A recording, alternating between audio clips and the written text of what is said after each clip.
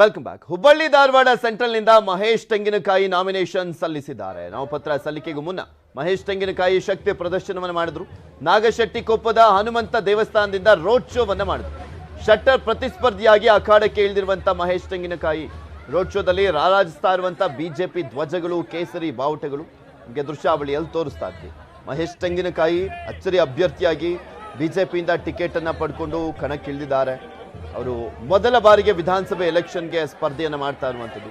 ಅವರ ಪ್ರತಿಸ್ಪರ್ಧಿ ಅವರ ಗುರುಗಳೇ ಜಗದೀಶ್ ಶೆಟ್ಟರ್ ಅವರು ಕಾಂಗ್ರೆಸ್ನಿಂದ ಸ್ಪರ್ಧೆಯನ್ನು ಮಾಡ್ತಾ ಇರುವಂಥದ್ದು ಮತ್ತು ಭರ್ಜರಿ ರೋಡ್ ಶೋ ಮಾಡುವ ಮುಖಾಂತರ ನಾಮಿನೇಷನ್ ಸಲ್ಲಿಸಿದರು. ಮತ್ತೆ ಮೌಢ್ಯಕ್ಕೆ ಸಡ್ಡು ಹೊಡೆದ ಸತೀಶ್ ಜಾರಕಿಹೊಳಿ. ರಾಹುಕಾಲದಲ್ಲಿ ನಾಮಪತ್ರ ಸಲ್ಲಿಸಿದ ಸತೀಶ್ ಜಾರಕಿಹೊಳಿ ರಾಹುಕಾಲ ಶುರುವಾಗೋವರೆಗೂ ಕಾದು ನಾಮಪತ್ರ ಸಲ್ಲಿಕೆ ಮಾಡಿದ್ದಾರೆ. ಪ್ರತಿ ಬಾರಿಯೂ ಕೂಡ ರಾಹುಕಾಲದಲ್ಲೇ ನಾಮಪತ್ರ ಸಲ್ಲಿಸುತ್ತಾ ಬಂದಿರುವಂತ ಸತೀಶ್ ಜಾರಕಿಹೊಳಿ ಯಮಕನ ಮರಡಿ ಕಾಂಗ್ರೆಸ್ ಅಭ್ಯರ್ಥಿಯಾಗಿ ಸತೀಶ್ ಜಾರಕಿಹೊಳಿ ಅವರು ನಾಮಿನೇಷನ್ ಅನ್ನ ಸಲ್ಲಿಸಿದರು. ಚೆನ್ನಾಗಿದೆ. ನಾವು ಚುನಾವಣೆ ಬಂದಾಗ ಚುನಾವಣೆ ಮಾಡುವಂಥ ಸಿಸ್ಟಮ್ 5 ವರ್ಷ ಚುನಾವಣೆ ಅಂತ ನಾವು ಭಾವಿಸ್ತೀವಿ. ಹೀಗಾಗಿ ನಿರಂತರವಾಗಿ ಚುನಾವಣೆಯಲ್ಲಿ ಜನರ ಜೊತೆ ಅಭಿವೃದ್ಧಿ ಜೊತೆ ನಾವು ಇರ್ತೀವಿ. ಬೇರೆಯವ್ರ ಚುನಾವಣೆಗೆ ನಮ್ಗೆ ಭಾಳ ವ್ಯತ್ಯಾಸ ಇದೆ. ಹೀಗಾಗಿ ನಮ್ಮ ಕಾರ್ಯಕರ್ತರು ಕೂಡ ಭಾಳ ಉತ್ಸಾಹದಿಂದ ಮಾಧ್ಯಮದಲ್ಲಿ ಕೆಲಸ ಮಾಡ್ತಿದ್ದಾರೆ. ಸೊ ಕರ್ನಾಟಕದಲ್ಲಿ ಕೂಡ ಕಾಂಗ್ರೆಸ್ನ ಗಾಳಿದೆ. ನಮ್ಮ ಕನ್ಮಡಿಯಲ್ಲಿ ಯಾವಾಗಲೂ ಕಾಂಗ್ರೆಸ್ನ ಗಾಳಿ ಇದ್ದೇ ಇದೆ. ಈ ಸಾರಿ ಖಂಡಿತಾಗ ಬೆಳಗಾವಿ ಜಿಲ್ಲೆಯಲ್ಲಿ ಕೂಡ ಗೆಲ್ತೀವಿ, ಇಲ್ಲಿ ಕೂಡ ಗೆಲ್ತೀವಿ, ರಾಜ್ಯದಲ್ಲಿ ಕೂಡ ಸರ್ಕಾರ. ಕುಂದಗೋಳ ಪಕ್ಷೇತರ ಅಭ್ಯರ್ಥಿ ಮಾಜಿ ಶಾಸಕ SI ಚಿಕ್ಕನಗೌಡರ ನಾಮಪತ್ರವನ್ನ ಸಲ್ಲಿಕೆ ಮಾಡಿದ್ದಾರೆ.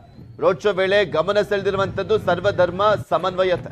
ಮುಸ್ಲಿಂ ಟೋಪಿ, ಹಸಿರು ಶಾಲು, ಕಂಬಳಿ, ಬಾರ್ಕೋಲು, ಕೇಸರಿ ಶಾಲನ್ನ ಹಾಕೊಂಡಿದ್ರು ಚಿಕ್ಕನಗೌಡರ. ಚಕ್ಕಡಿ ಮೂಲಕ ಮೆರವಣಿಗೆಯಲ್ಲಿ ಸಾಗಿ ನಾಮಿನೇಷನ್ ಅನ್ನ ಸಲ್ಲಿಸಿದ್ದಾರೆ. ಎತ್ತಿನ ಗಾಡಿಯಲ್ಲಿ ಬಂದು ನಾಮಿನೇಷನ್ ಸಲ್ಲಿಕೆ ಮಾಡಿದ್ದಾರೆ. ಬಿಜೆಪಿ ಟಿಕೆಟ್ ಸಿಗದಿದ್ದಕ್ಕೆ ಪಕ್ಷೇತರವಾಗಿ ಕಣಕ್ಕಿಳಿದಿದ್ದಾರೆ ಚಿಕ್ಕನಗೌಡ. ಇವರೆಲ್ಲ ಪ್ರಾಮಿಸ್ ಮಾಡಿದ್ರು, ಆಣೆ ಪ್ರಮಾಣ ಎಲ್ಲ ಮಾಡಿದ್ರು. ಯಾರಿಗೆ ಟಿಕೆಟ್ ಕೊಟ್ಟರು ಕೂಡ ಅವ್ರ ಪರವಾಗಿ ನಾವು ವರ್ಕ್ ಮಾಡ್ತೀವಿ ಅಂತ. ನೋಡಿ, ಆಣೆ ಪ್ರಮಾಣ ಅನ್ನೋದು ರಾಜಕಾರಣಿಗಳ ಪ್ರಕಾರ ಯಾವ ರೀತಿಯಾಗಿ ಬೆಲೆ ಕೊಡ್ತಾರೆ ಅನ್ನೋದನ್ನ ಚಿಕ್ಕನಗೌಡರ ಕೂಡ ಒಬ್ರು ಸಾಕ್ಷಿ.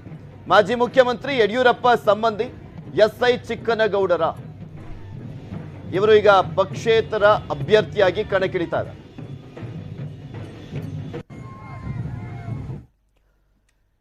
ಪೊಲೀಸರೆಲ್ಲರೂ ಕೂಡ ನನಗೆ ವೋಟ್ ಹಾಕಿ ನಾಮಪತ್ರ ಸಲ್ಲಿಕೆ ಮಾಡುವಂತ ಸಂದರ್ಭದಲ್ಲೂ ಕೂಡ ಮತಯಾಚನೆ ಮಾಡಿದ್ರು. ಆಯನೂರು ಮಂಜುನಾಥ್ ಅವರು ನಾಮಪತ್ರ ಸಲ್ಲಿಕೆ ಮಾಡುವಂತ ಸಂದರ್ಭದಲ್ಲಿ ಆ ಕಚೇರಿಯ ಪ್ರವೇಶ ದ್ವಾರದಲ್ಲಿ ಮತಯಾಚನೆಯನ್ನು ಮಾಡಿದ್ರು. ತಮಾಷೆಗಾಗಿ ಕೆಲವರು ಹೇಳ್ತಾರೆ, ಅವರಿಗೆ ಕೈ ಮುಗ್ದಂತ ಸಂದರ್ಭದಲ್ಲಿ ನನಗೆ ವೋಟ್ ಹಾಕ್ಬೇಕು ಪೊಲೀಸರೆಲ್ಲರೂ ಅಂದ್ಬಿಟ್ಟು ತಮಾಷೆಗೆ ಹೇಳ್ತಾರಲ್ಲ, ಹಂಗೆ ಮಾಡಿದ್ದಾರೆ. ಬಟ್ ಕೆಲವೊಂದ್ಸಲಿ ತಮಾಷೆ ಅಮಾಸೆ ಆಗ್ಬಿಡುತ್ತೆ. ಏಕೆಂದ್ರೆ ಈ ಚುನಾವಣೆಯ ಸಂದರ್ಭದಲ್ಲಿ ಪ್ರತಿಯೊಂದರೂ ಕೂಡ ಕೌಂಟ್ ಆಗುತ್ತೆ.